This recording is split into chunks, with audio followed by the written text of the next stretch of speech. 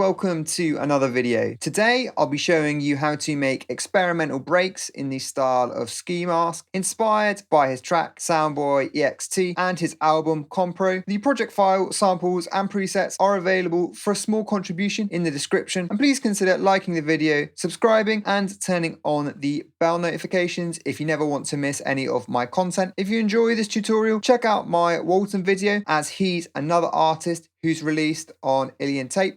That video will be in the description, and please leave any ideas for future tutorials in the comments. Our BPM is 163, which is a bit slower than Soundboy Ext. We're in the key of F minor, although Skee Mask does modulate between keys at points in the inspiration track, something I haven't done. First, we have the kick, which has been low passed.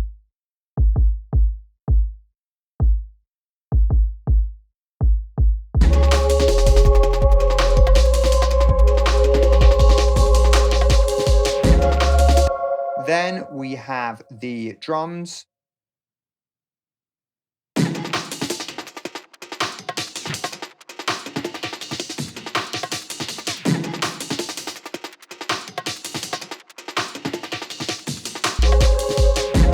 First, we have a think break kick.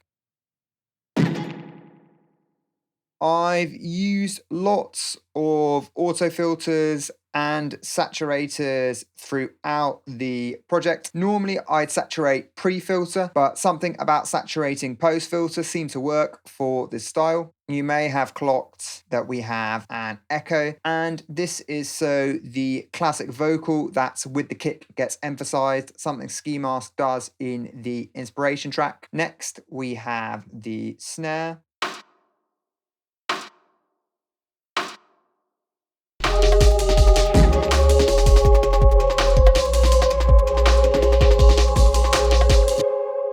Like the think kick, we have an auto filter and a saturator, but this time I'm using the wave shaper. I won't claim credit for this technique since I saw it in a Julian L video, but I'll link said video on the screen now and below. This snare was created by layering an electronic sample with a breakbeat snare. These snares are also effectively layered with the aim break snares, and Skee Mask layers several different drum elements in the inspiration track, particularly breakbeats. So we have this aim group.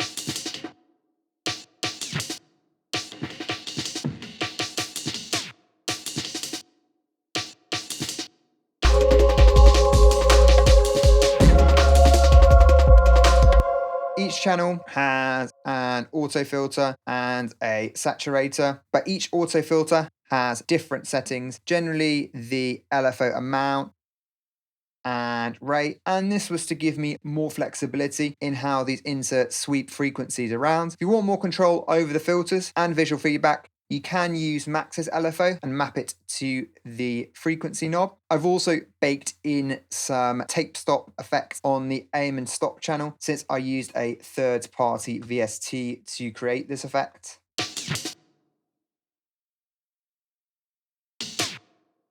My use of aim and breaks here is authentic to Soundboy Ext. There's a wave shaper on the group too. Next, we have the think break ghost notes.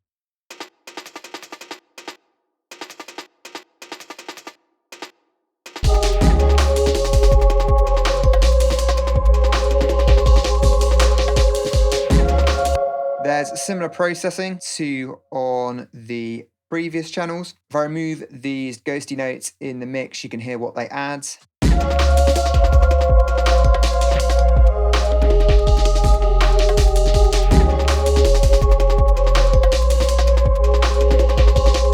We have the cymbal from the aim and break.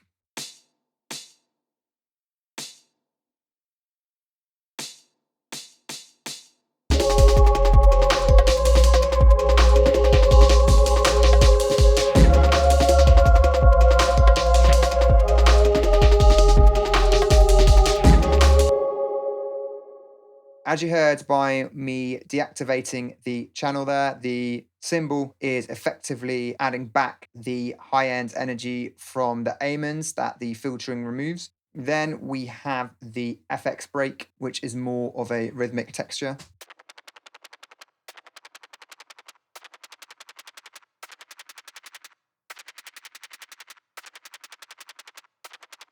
So this is without the effects.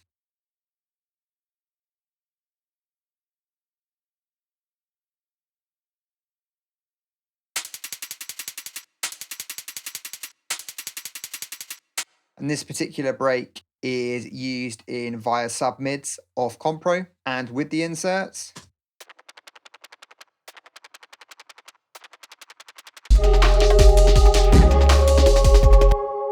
As you can hear, the wave shaper is altering the character of the sound in a significant way. I'll just mute the channel in the mix so you can hear what it adds.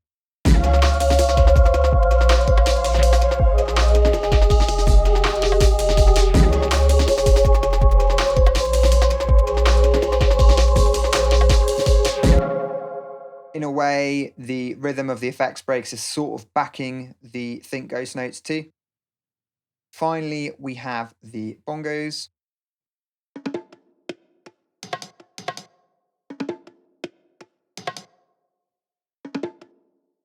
We have an excerpt from the Apache break and some other bongos which have been panned a little. On the group, there's an auto filter and EQ. I'll just play the bongos in the mix.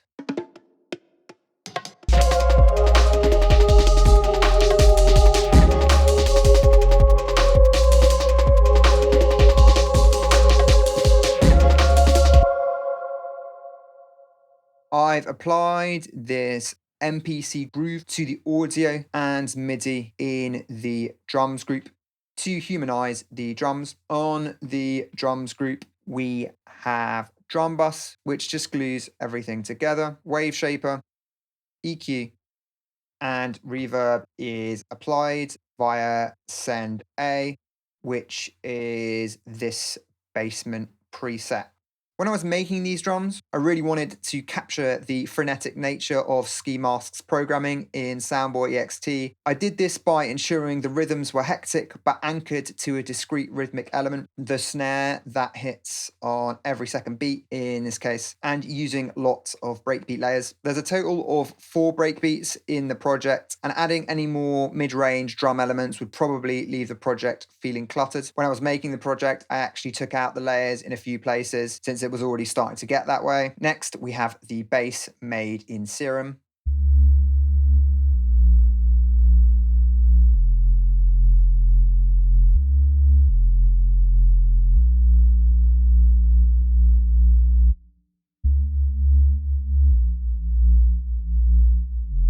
We have a sine wave taken down by 2 octaves in both the sub and oscillator A. But for A, the unison has been increased to 3 to create a phasey Reese effect. There's a filter, which is mainly to add drive, as well as further distortion in the effects. And there's another filter with drive too. On the channel, we have a mono utility, EQ to remove rumble, and sidechaining using the kick as a trigger.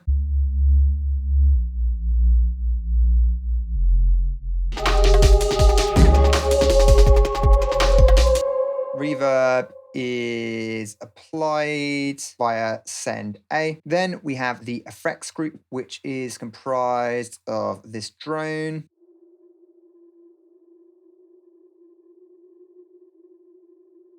which is the polar drone in Serum with distortion in the effects and monoing below 500 hertz. Vinyl noise,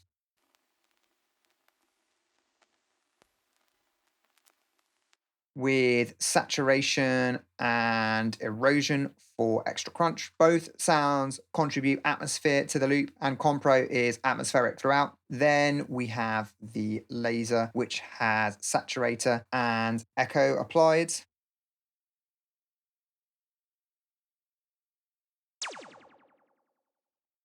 On the group, there's an auto filter sweeping the frequencies around, like with some of the drums, EQ, chorus, plus reverb via send A. Finally, we have the pads.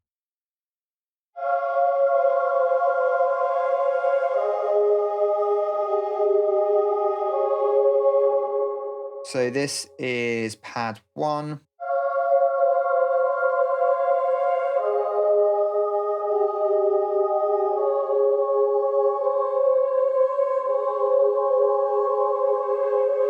And the drone.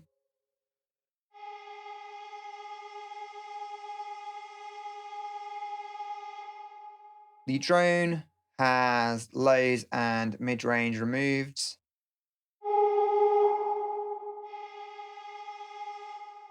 And a sweepy filter.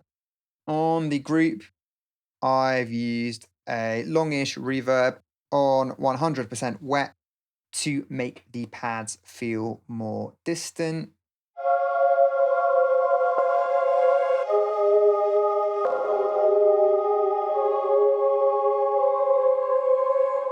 Plus, there's a glue compressor, EQ, another filter,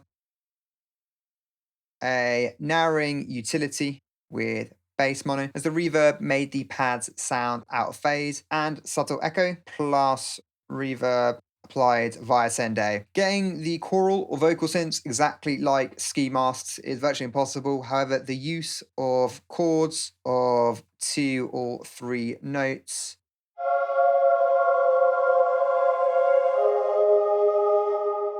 is accurate to Soundboy Ext. So hopefully I've given you some insight into how to tackle melodic elements in this style. And that's it. Hope you enjoyed the video, and thanks for watching as always.